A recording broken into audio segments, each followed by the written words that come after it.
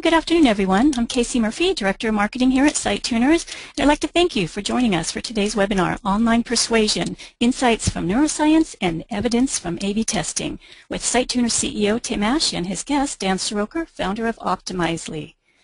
The timing of today's webinar couldn't be better in light of last night's election results. During President Obama's first bid for the White House, Dan actually worked as the campaign's Director of Analytics, and later during the presidential transition he served as Deputy New Media Director. That whole experience inspired him to develop an easier way to conduct A/B testing, and the idea for Optimizely was born. In the relatively short time since, Optimizely has achieved a cult following of happy users, and they recently passed a major milestone, 3,000 paid users. And of course, Tim Ash hardly needs an introduction with this crowd. Tim's been refining the art and science of conversion rate optimization since before most of us knew what it was, and his book Landing Page Optimization has sold tens of thousands of copies in multiple languages. His thought leadership keeps him in high demand as a columnist and as a speaker, but he still maintains hands-on involvement consulting with clients as CEO at SiteTuners. And if that weren't enough to keep a guy busy, he also chairs Conversion Conference, which is now going into its 4th year. So today, Tim is going to teach you how to create better online offers in more persuasive conversion paths by leveraging lessons from psychology and neuroscience. Then Dan is going to show you how these principles have been applied in successful landing page tests and give you some ideas that you can start incorporating into your own conversion strategy. Tim and Dan will both be answering questions in the last 15 minutes of the hour. You can use the question chat box anytime during the presentation to get your question in the queue. And if you're into tweeting, please use the hashtag LPOwebinar. Alrighty then, you've heard enough from me. Let's hand it off to Tim to get started. Thanks very much, Casey. Welcome, everybody. We're thrilled to have you on this webinar. Dan and I are going to do a tag team. As Casey mentioned, it's going to be theory first, then practice. I guess theory this time around, so I'll roll right into it. Want to give you just a quick few words so you understand our perspective and where we're coming from. SiteTuners has been around for about 10 years. We have a large and small business division. We can help redesign websites for higher conversion, help you test and come up with test plans, and also train your internal conversion optimization teams. Okay, that's enough of that. Today I'm going to give you a presentation in 4 parts about neuroscience and the brain, and hopefully kind of shake you up a bit out of that should I be testing the orange button or green button mindset that most of us seem to be in. I want to give you a kind of a larger theoretical framework, and then Dan's going to help you apply it with some real-life examples. So the first thing I want to talk about are your 3 brains. Yes, that's right. You have 3 of them. And this iceberg represents the role of the conscious mind in what we do. The part above the water, that's about 5% incidentally, is the new brain, the one that consciously thinks about stuff, plans ahead, delays gratification, and so on. Unfortunately, or fortunately, if you kind of take everything we're talking about to heart, the rest of the brain is controlled by different earlier stage evolutionary parts, the reptilian brain and the mammalian brain. And I'll talk about these. Here they are. You can meet all 3 of your brains. The neocortex, or the big part, the lobes that we like to think about, is relatively recent in terms of its development. And like I said, it governs self-regulation, planning ahead, goal behaviors. Beneath that is our mammalian brain, which has been evolving for over 100 million years, and that's something we share with our rodent ancestors. But all mammals like to be in social groups, to take care of each other, to feel emotions very strongly, and a lot of times everything we're doing is done really on that kind of gut emotional reaction level. And then, of course, we can rationalize the results of it with the neocortex, but the decision got made in the limbic system, or the midbrain. But even before that, there's the brain stem, or the reptilian brain. This is the part that evolved first, and something we share even with the dinosaurs, so more like 100 million year time scale for the development of that. And the brain stem is automatic and controls basic survival things, fight or flight, if you will. Also keeps our heart beating at night, and that's a useful little touch. So here's a kind of a more biologically accurate picture of the three. You can see the hemispheres of the brain, the limbic system in the middle, and then the brain stem is the stuff that it all kind of sits on top of. Okay, well, what does this mean to you? Well, I want to talk about change. We have in this election season, yes we can, or yes we can one more time. We have, I'm for change. Everybody loves change, except not our brains. Our brains don't like change. In fact, the way they react to change is pretty much like this. Your reptilian brain's in control. The way to think about it is kind of like the bouncer at a club. He decides who gets in and gets to even have the experience. And this is how the reptilian brain works. First it says, is it dangerous? If it is, I better deal with it right now. Okay, if it's not dangerous, is it interesting or novel? Well, if it is, hey, I'll explore it. If it doesn't fit either of those categories, I'm just going to ignore it. Now that ignore it part is the most interesting one, because the job of the reptilian brain is to basically be on autopilot. And it doesn't even surface stuff to your emotional or reasoning brains unless there's something in it, and unless it can be dealt with on autopilot. We do a lot of things on autopilot. We drive to work on autopilot, we multitask, and we do a lot of things that we're not consciously thinking about, because if we had to actually deal with the thousands and actually millions of impressions that we're getting all the time, we would probably go on overload. So the job of the reptilian brain is very important. It's to filter stuff out.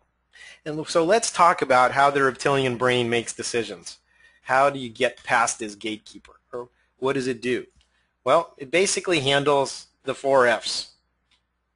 The first is flee. If something's dangerous, I'm going to run away from it.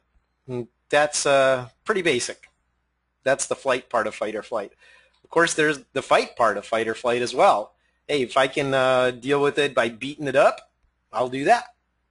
And it seems like it's a pretty primitive aggression. We like to think those things aren't in us, but they're still with us, and there's no getting rid of them, because we're talking about something that evolved on a very long evolutionary time scale and has huge survival value.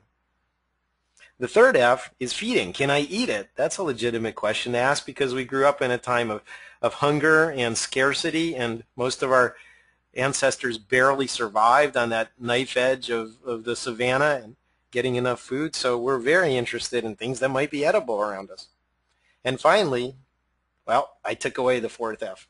The 4th F, I'm going to let you use your imagination. Well, actually, let me take that back. I'm going to call it fornication. Yeah, that's it. The reptilian brain is also concerned about carrying on the genes and passing them on to the next generation. So the most important takeaway for you here is that the reptilian brain is in charge. Like I say, it's the bouncer. The bouncer is the one who decides what the other brains even get to experience. Okay, now the other thing that you need to know from neuroscience, part 2 here, is that the eyes dominate your visual experience. Yes, we have several senses. We have smell, temperature, touch, and all of these, sound, of course. But over half of your brain is actually devoted to visual processing of various kinds. The eyes are a very dominant way for us to experience the world. So let's talk about that a little bit.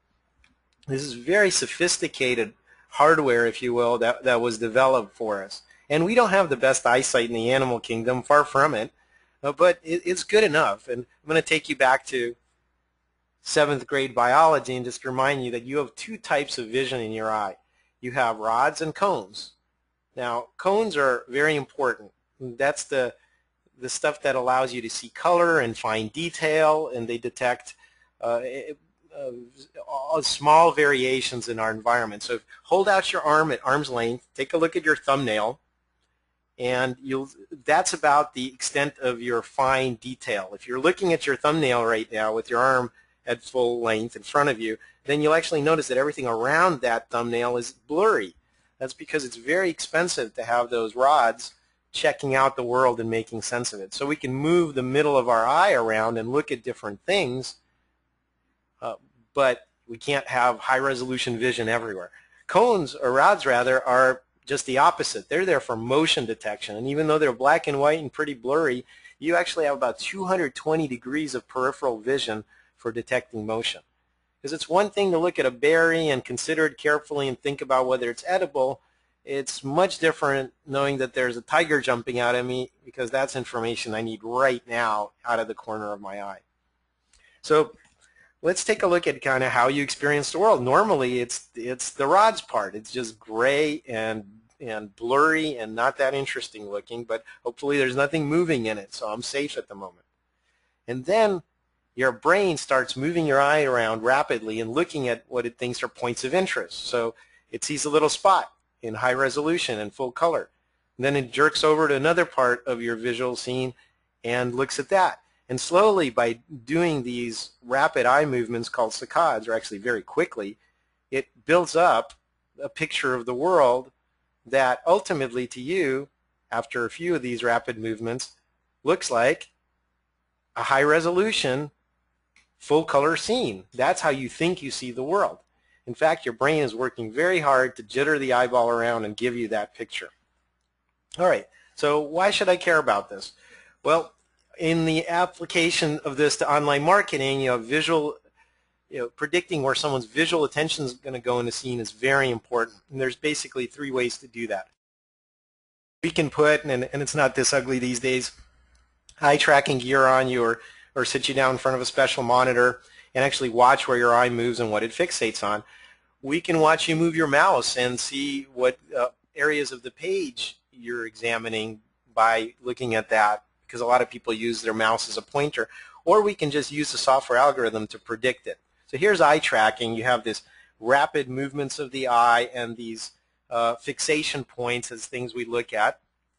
And you can get very rich information from that. Mouse tracking gives us kind of a blurrier version of that, because mouse tracking is kind of conscious, and the mouse moves from place to place slowly instead of that rapid movement of the eye. But you still get a pretty good sense of where people are paying attention.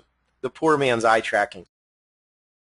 And recently, things have gotten good enough to where with software we can predict where someone's going to look during the first few seconds of their visit. And so we can create heat maps just by uploading an image and then predicting where someone would be looking. And Attention Wizard, our software, is an example of that. I'll talk about that in a bit later. Just to show you, though, how important the experience is, the visual experience, I just want to walk you through a quick time lapse of Facebook. Back in the day, not that long ago, 2, 3, 4 years ago, this is what your typical Facebook wall looked like, your feed. And notice there's a few little headshots and avatars of people, but largely it's a text experience.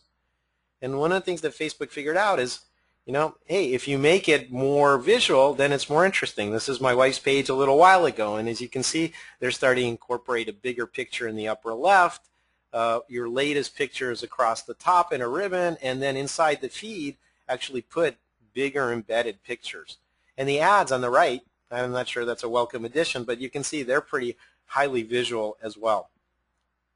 But even that's not far enough. Here's a recent screenshot of what Facebook looks like now. There's now this giant banner graphic and an embedded little avatar inside of it. And then the feed has been broken down, the wall, into 2 sides, and giant, big, colorful pictures can now be embedded in that for full effect. And so as you can see, the primacy of the visual system over a conscious reading or examining of text is really kind of being recognized, and I'm sure monetized effectively by Facebook and others. Right, so the takeaway here is be really, really careful with visuals. Don't use them just to decorate. A lot of times we as graphic designers or web developers get bored and put in unnecessary embellishment, detail, or extra large images or audio, video. Those are all dangerous things to play around with because we're designed to actually look at them. All right, let's talk about the next part, which is our social natures. This is something else I think is critical to understanding web conversion and our success here. And I just want to kind of start this off by saying we're not that different from our close cousins, the different types of great apes. As you can see, we exhibit the same type of small group living, of course, pair bonding, but also grooming behavior and getting along and cooperating. Those are pretty fundamental to the ape family, and we're, like I said, these folks just diverged from us a few million years ago, but the basics are pretty much still the same. So the question is, are there limits to our socialness? Now, if you're Charlie Sheen or Ron Jeremy, the let's say adult entertainment star that he's on the left there, the answer is probably no. There are no limits to your socialness. But for the rest of us, I'm just joking, the rule of 150 applies. And what we found, Robin Dunbar, a very famous anthropologist and researcher, has done studies. He basically said the reason that our brains got so big, that new part, the neocortex, was to handle the complexity of social relationships.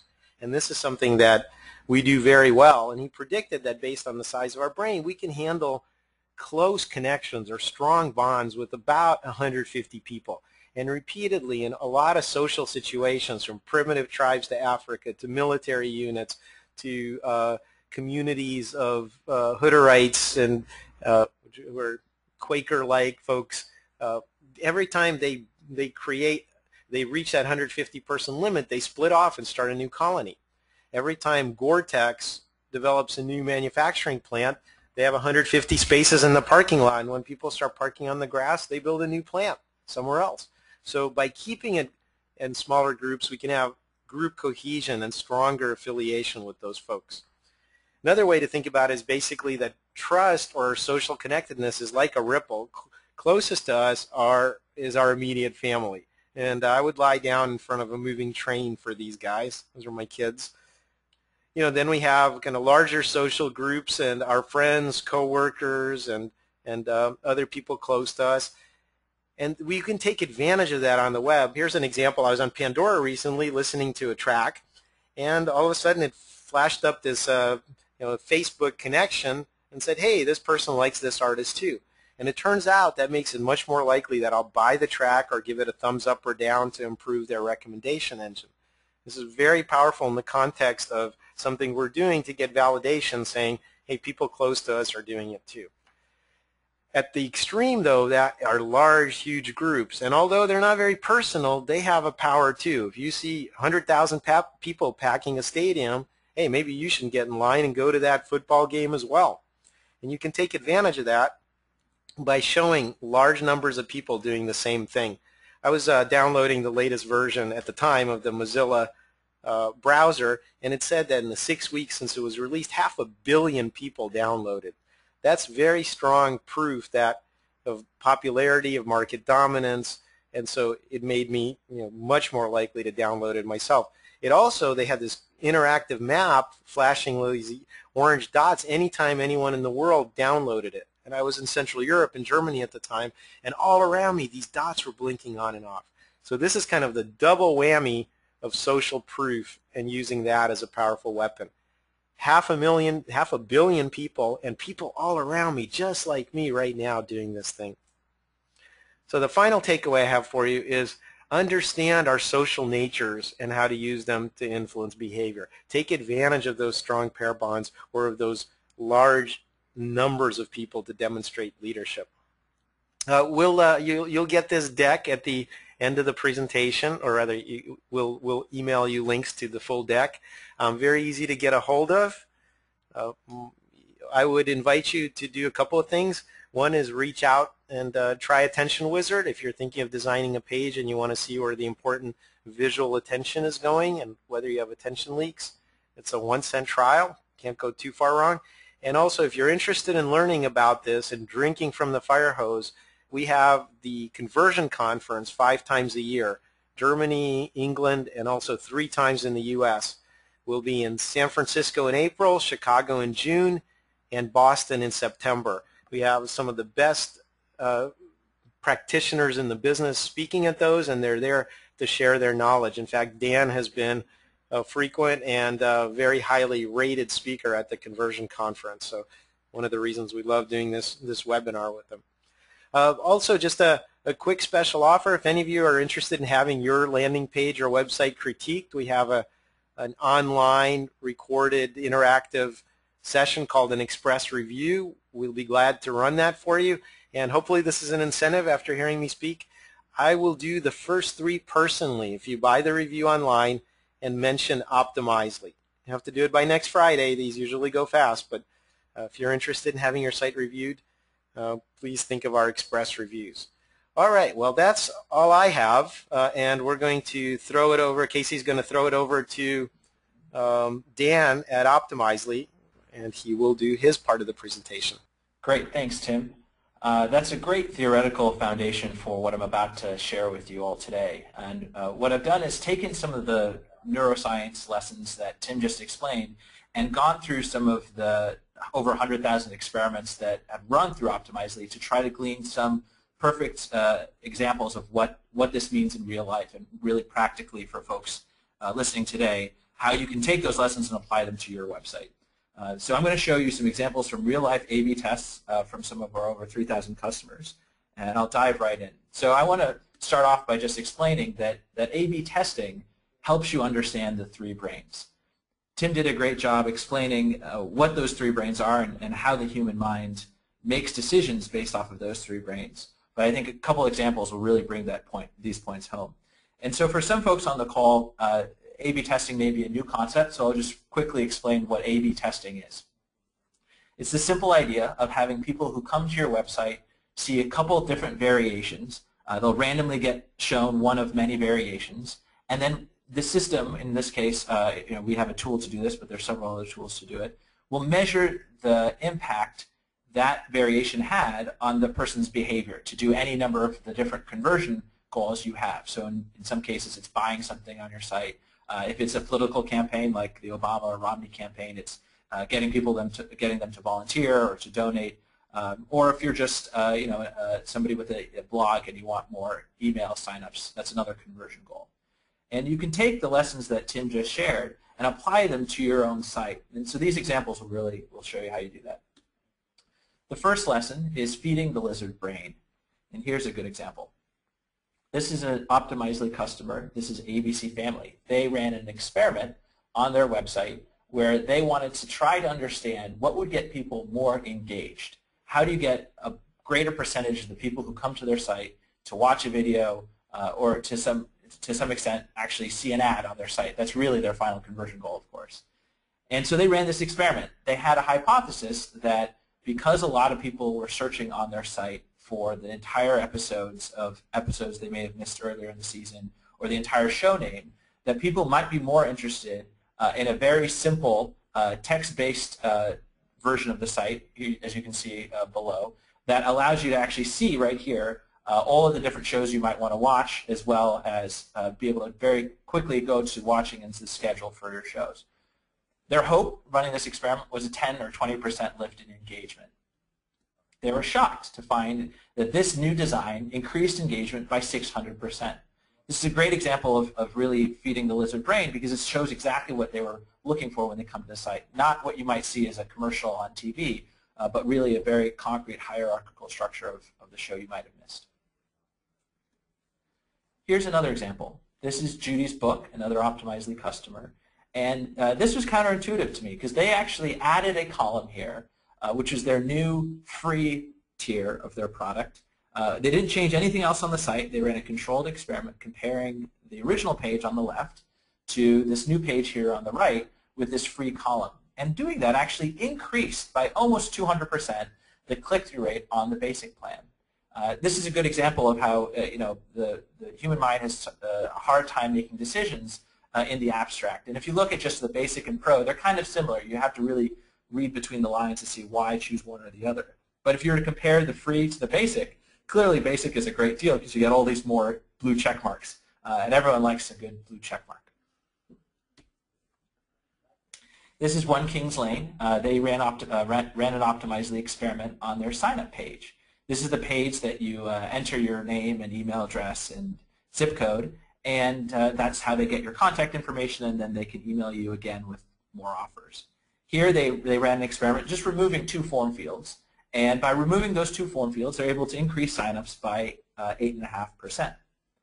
This is also a great example of how less is more. The less choices you give somebody to make, the more likely they'll actually take the steps you want them to take, and in this case, fill out this form. Here's another example. This is AVG Australia. They actually took a play out of the Amazon playbook, and all they did here, this is the checkout page on their antivirus software site. They removed these links here at the top that says for home, for business, company, and support. and just had the same checkout funnel without those links. That increased the dollars per visitor by 17%. And so just by removing the choices of the things that they, in this case, didn't want them to click on, people were more likely to take the step that they did want them to click on, which is to continue and finish the checkout process. Here's another example. This is also feeding into the reptilian brain here. In this case, another optimizing customer, Live Chat Inc., ran an experiment comparing free trial to try it free. In this case, by telling them to do something, in this case, try it free, there's a verb in there, do it, try it free, they increased the click-through rate by almost 15%. So lesson 1, feeding the lizard brain. Lesson 2, the eyes have it. And this is a really valuable lesson because this is a hard thing to know without running an experiment. It's very counterintuitive on what kind of visual stimuli actually get somebody to convert. And you can make the mistake of having too much visual stimuli and too little, and only through experimentation can you understand what actually is the most effective way of getting somebody to take an action you want them to take. I'm actually going to go back because it's political season here and we just had an election. I want to go back to 2008. And as was mentioned in my introduction, I actually was the director of analytics during the campaign in 2008. My job there was to try to use the data that we had within the campaign to make better decisions. Here we actually ran a multivariate test. In this case, this is a multivariate test on the BarackObama.com splash page. At the top here we had a media section, and I'll show you what we tested there. And we also had a button down here below. This is a great example of some of the visual things we tried. And I'm actually going to show you all of the variations that we tested. And then I want you just at home to think which one you actually think had the highest sign-up rate. That was the goal for this page, the highest percentage of people to actually enter their email address and zip code and hit the button. So here are the variations. This is the full list. I'll show you each one and then pick the one you think had the highest sign-up rate. We had 4 buttons: sign up, learn more, join us now, and sign up. Let me show you what those look like. Here's the sign up button, the learn more button, join us now button, and sign up now button. So pick just to yourself which of those 4 you think actually had the highest sign up rate. Now here's the interesting part. Let's look at the media. So at the top of this page, we actually tested 6 different forms of media, 3 images and 3 videos. And pick one of those 6 that you think had the highest sign-up rate. This first image here is the Get Involved image. Here's the Change image.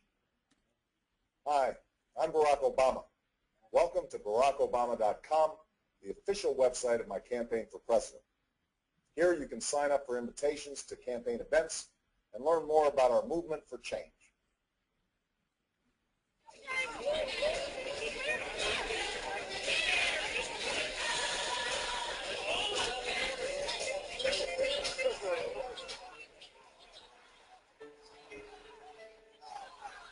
It's been a long time since I wanted to hear what a politician had to say. You came here because you believe in what this country can be. Now, even as we speak, there are those who are preparing to divide us. The spin masters, the negative ad peddlers, who embrace the politics of anything goes. Well, I say to them tonight, there is not a liberal America and a conservative America. There is the United States of America. There is not a black America and a white America and Latino America and Asian America. There's the United States of America.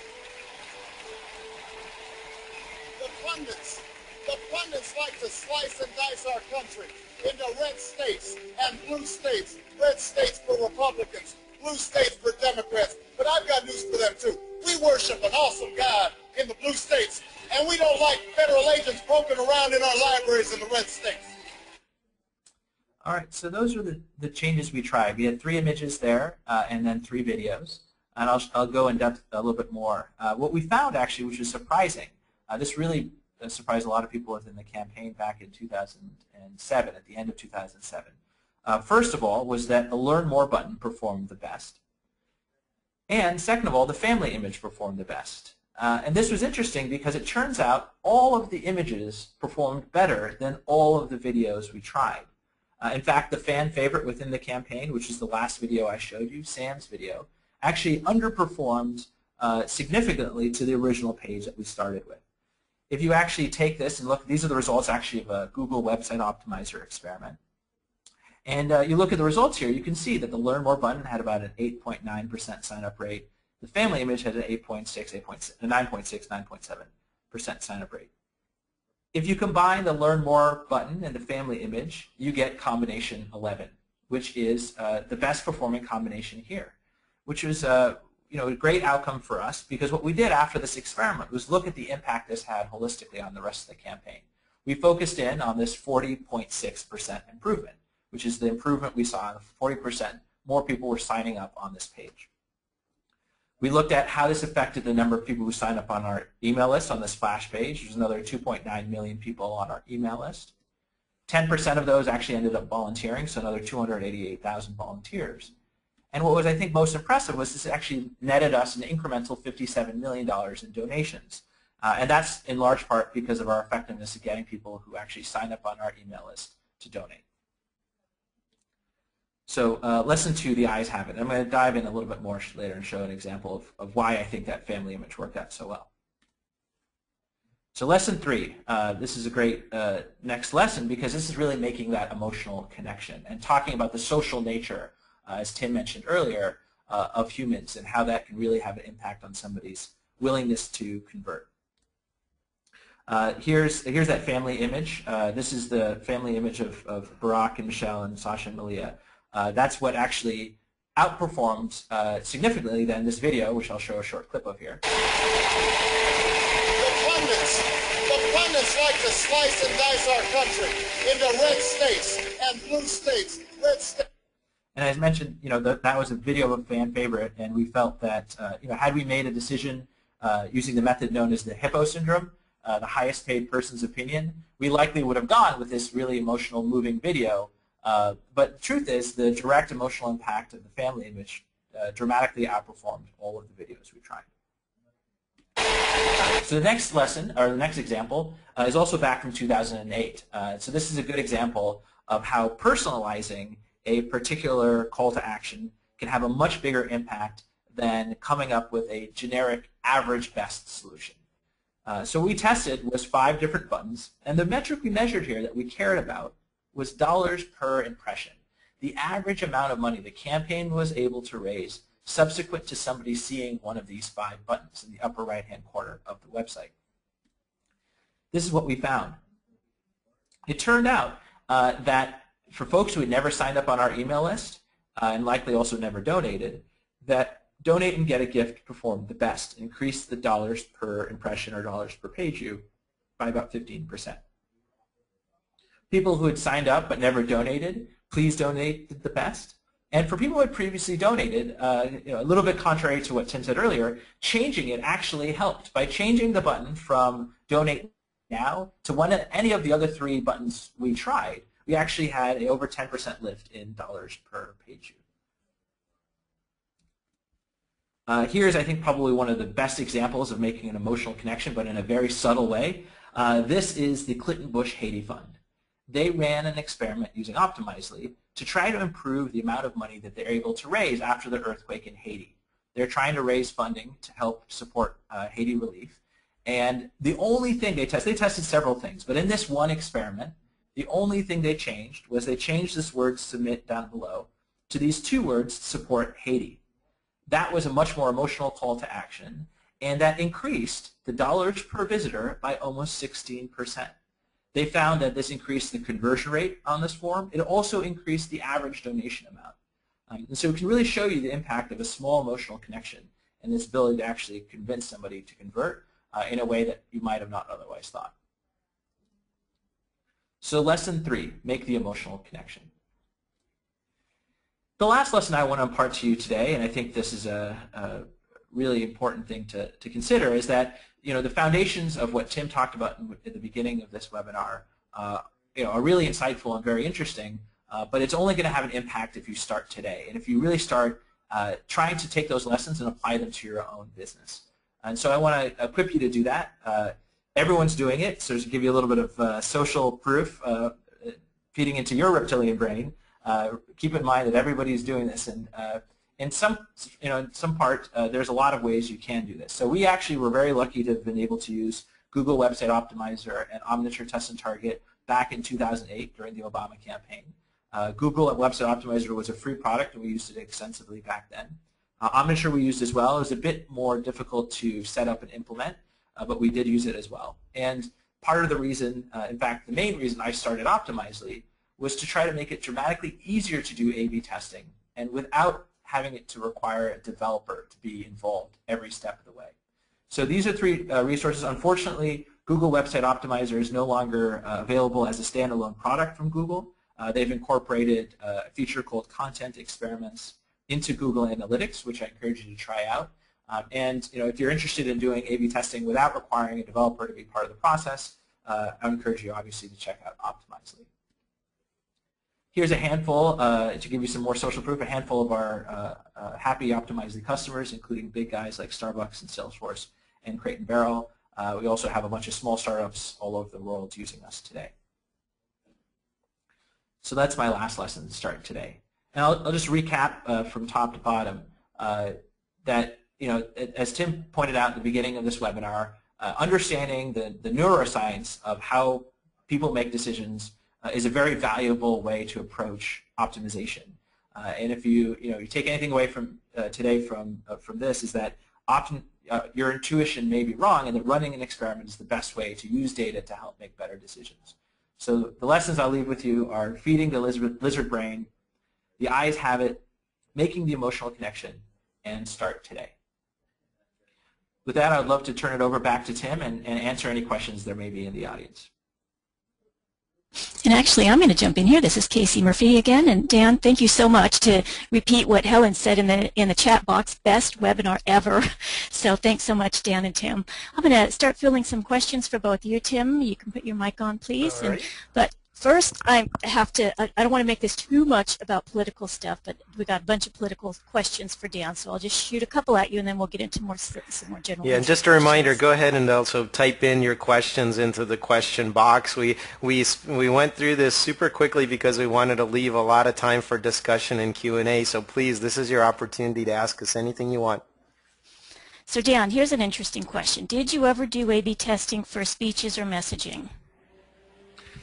That's a fascinating question. So we were really lucky to have been integrated within the campaign as part of what they called new media. So it was basically all of the things they didn't really understand. So anything that wasn't radio or TV fit under this bucket of new media. And new media had an impact on everything that the campaign did, from small things like the banner, the photo that was the wrapping of the Obama plane. So I don't know if you've seen Obama when he flies around, but not on Air Force One, but as a candidate, he had this beautiful design on this plane, all the way down to small things like the design and big things like messaging and marketing.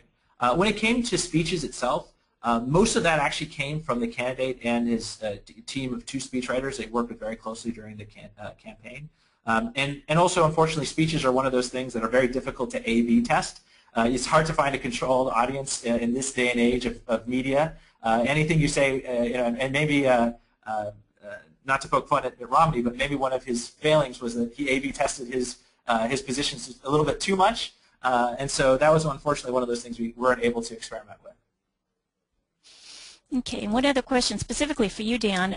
Somebody said the metrics you showed were very cool. Is that something that comes directly out of Optimizely, or did you sort of redesign those?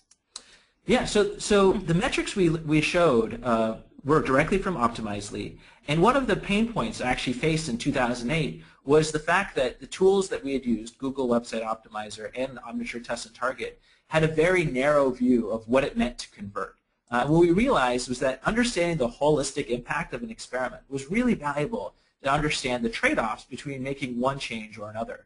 Very, very commonly, you may improve one conversion goal, perhaps getting clicks on a particular button on one page, but doing that actually hurts performance on another page, other part of your page. And so understanding these holistic metrics like dollars per visitor or engagement are all things that are really important to us when we want to understand this. And so that's why we built that directly into Optimizely. Yeah, and Dan, I know that there are several questions out there that I'm looking at here that have to do with how to use Optimizely. Is there a video or a webinar on how to actually take advantage of it? Can you just, so we don't have to answer them on this call, can you just point people to what's the best way for them to learn about Optimizely and its technical details?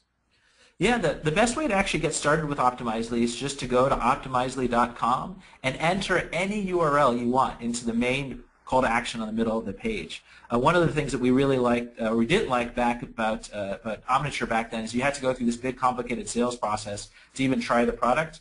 And so we encourage you to kick the tires. You don't even have to enter your own website. In fact, you can enter adobe.com if you want, which is Omniture's parent company, and run an experiment directly on that site. That said, if you have any questions, also I'm glad to make myself available. We're excited to have people who are interested in A/B testing and help evangelize for the space in general. So even if you don't use Optimizely, we're glad to help. Cool. So, Tim, can you share with Ricardo some tips on how to get people to submit real personal contact in the online form, as opposed to dummy info? Well, there's psychological ways and there are technical ways. I'd say they fall into those two broad categories.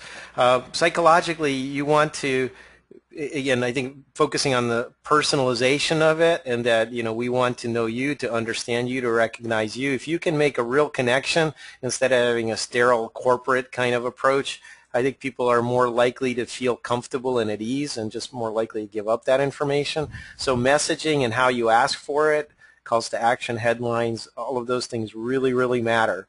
The second thing is that you can kind of screen for bad information. You can use services like LeadSpend, for example, leadspend.com, to grab a good email address. So they'll kind of say, oops, sorry, that Hotmail account is not eligible for our offer. Can you enter another one? And that's kind of another bite at the apple and lets you capture kind of more valid information.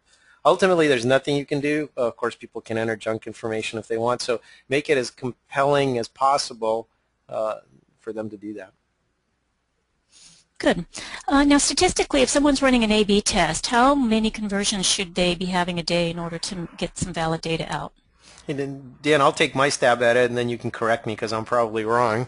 For split tests, just as a lower threshold, we recommend that unless you have 10 conversions a day, you shouldn't even be doing a simple A/B split test, which is as basic as it gets. You should also run your experiments in 1 week increments. I think that's important to average across time of day and day of week effects. But finally, the answer to that depends on how big the change is going to be. If something's twice as good as something else, it'll separate out very quickly. But if you want high reliability on detecting, say, a 5% change, then you're going to have to run it probably 10 times as long. Yeah, that's exactly right. And it's not even just how big of an impact it's going to have on your conversion rate, but also how big of a difference it is that you're testing. If you're just adding an exclamation mark at the end of a sentence, it's going to take you a lot longer to get statistical significance, if ever, versus potentially dramatically changing the layout of a site, which for one way or the other, you're going to find out much quicker whether or not that's statistically significant. Yeah, basically go big or go home. I mean, if you're starting testing, try radically different stuff. Some of it will just nosedive into the ground and fail miserably, but you'll also occasionally get those huge wins, and that's the place to start before you start tinkering and fine-tuning stuff. Yeah, the one piece of advice I'll have on that is to expand before you refine, to really search the breadth of the solution space before going deep on one particular variation. And one of the temptations I think a lot of folks have when they first start A/B testing is they overvalue their existing page. They think their existing page is pretty good, and they end up doing subtle changes to that page, as opposed to saying, all right, let's take a step back and dramatically change some things. And let's make sure we start from a good foundation as opposed to just small refinements. Yeah, and by the way, if any of you are laboring under that delusion that your landing page is already highly optimized, please, I invite you to do one of our express reviews. And I promise you, if you mention Optimizely in this webinar, if you think I'm wrong or I didn't uncover a lot of problems with your site, then I will give you your money back. And that's, I think, the first time I've ever done that on a webinar. But Yeah, I've never heard it. but I'm pretty confident that there are no optimized pages out there. Okay, Lance has a great question.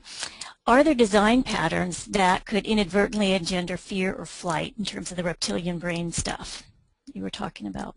I think strong visual components will play a huge part in this. One of the things that's used carelessly, and I'm not surprised by those video examples, Dan, because motion triggers that primitive part of the brain. So if you have large videos that start auto-playing on the site, that immediately raises our blood pressure and kicks in fight or flight until we figure out it's safe. So be really careful with videos or even any kind of motion in the scene. That includes sliders. I bet you half of the people in the audience have a site right now that has one of those commercial sliders across the top with 3 to 5 frames. I don't care if it swooshes, fades, or swipes. If it moves, it's dangerous. Hey, just to add on to that, I definitely agree with you on that. I think one of the things, even just very practically, a lot of the people who came to that splash page experiment were probably at work, and if the video starts auto-playing while they're sitting at their desk, the first thing they're going to do is close that tab or that window and go back to doing something else. So having a video autoplay definitely can very literally cause people to fly away. The other thing I'd recommend, or I would recommend against, is the blink tag. Any website with a blink tag, I think you're going to immediately evoke the fight or flight reflex. Sorry, what's a blink tag? Maybe it's just terminology, but it's the sort of web 1.0 old school traditional, blink. That's usually like the live journals of days of yore used to have that. Oh, you mean the text that blinks on and off reverse color? Exactly. Oh boy, yeah. That's. I thought that didn't even need to be said, but I guess there's still a few of those out there. Tim, you mentioned you went through a lot of scientific data, and Klebert wants to know where is some of that research? What are some good resources for people to find out some of the neurophysiological data that supports the statements that you're making? Sure. Well, I cover some in the second edition of my book, so just look up landing page optimization on Amazon. But some great resources that are just focused on that. I would highly recommend Susan Weinshank's book, and she was another person who's keynoted the conversion conference, called 100 Things Every Designer Needs to Know About People. It goes into a lot of the neuroscience research and neuromarketing research.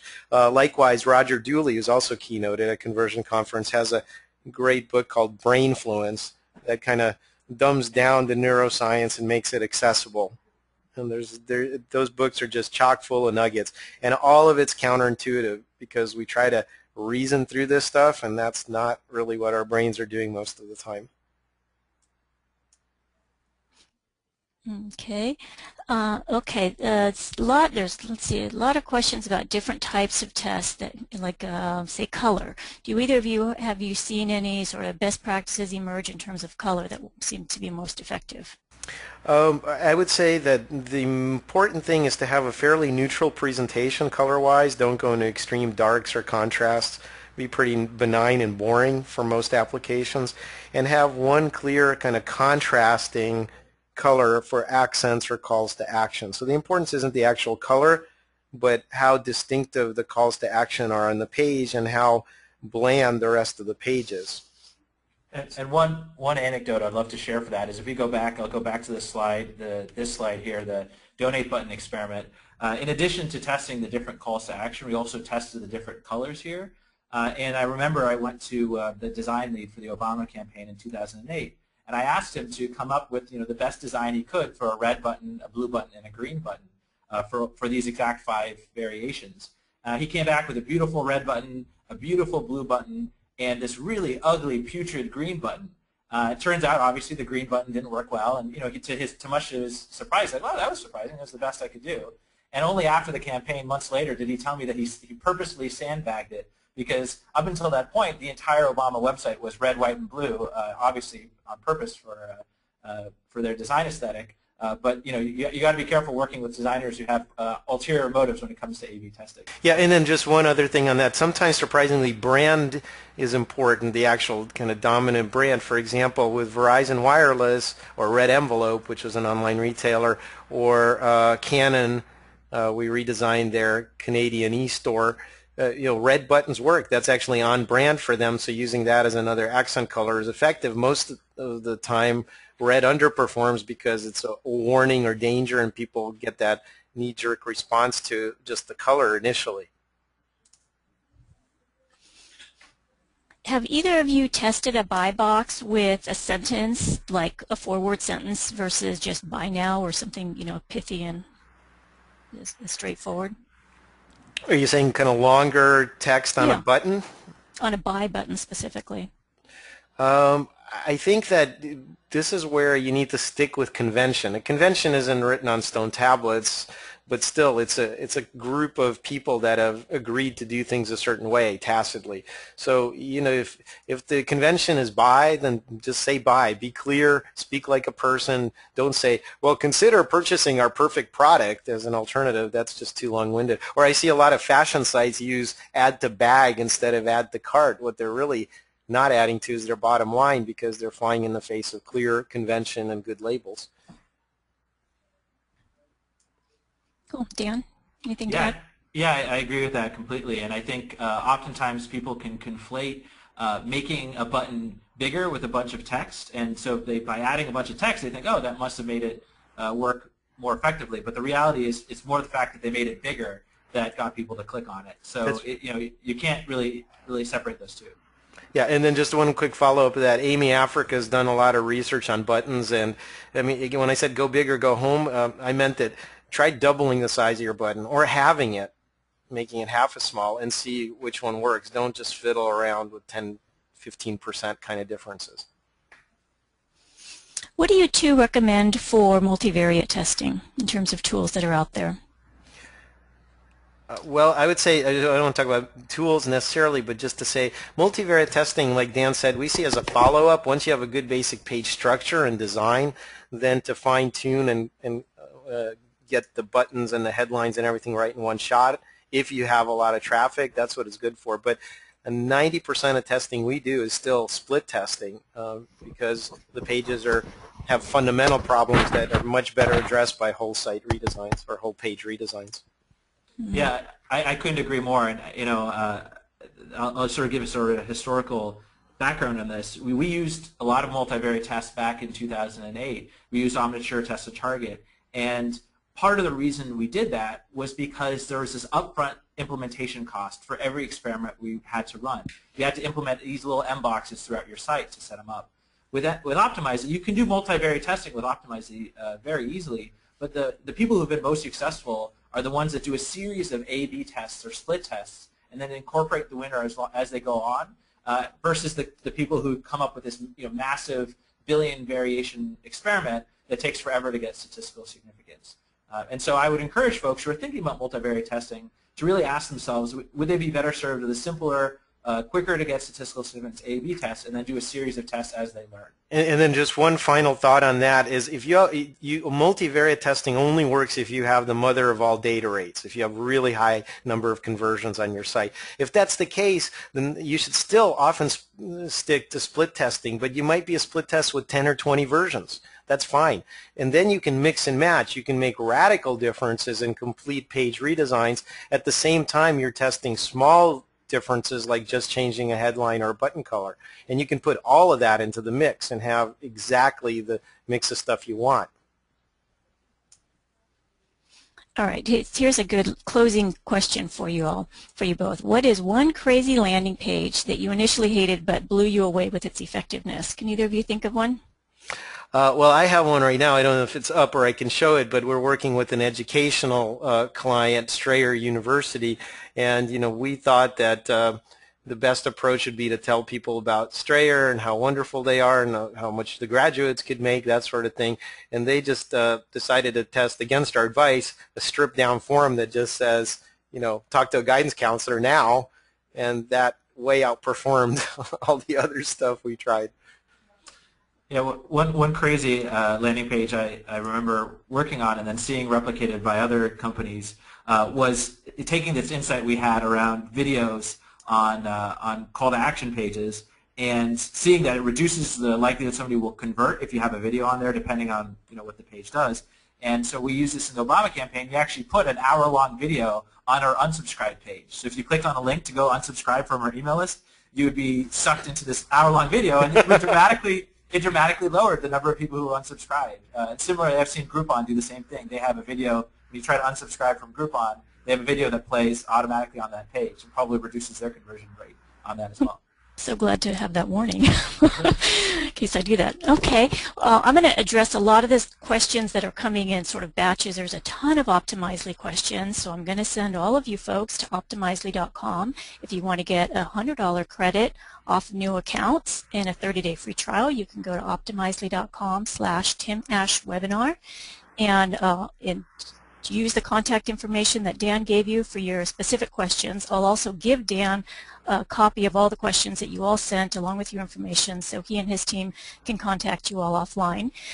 Tim, you've also got a lot of questions about the offer that you made to people. So again, give the URL for that. It's express-review.com. We'll just take you to the Express Review page on our site, express-review.com, and after you order, all you have to do is just mention Optimizely, and those first 3 will get routed to me.